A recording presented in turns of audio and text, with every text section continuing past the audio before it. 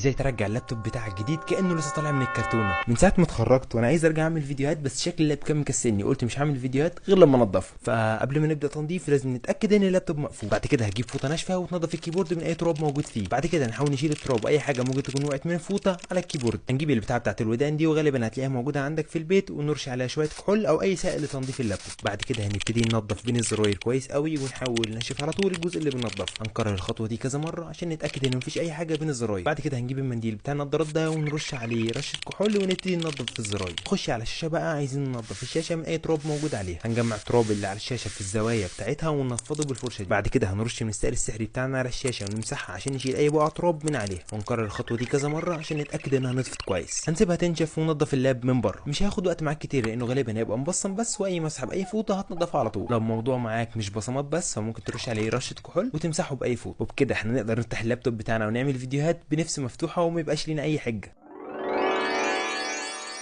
ولو عايز تعرف ازاي عملنا ديسكتوب بالرايق ده، ارجع شوف الفيديو بتاعه. ما تنساش تعمل لايك وفولو عشان يوصلك كل جديد. ولو عايز فيديو عن طريقه تنظيف البي سي اكتب لي في الكومنتات، وفي الفيديو ده هقول لك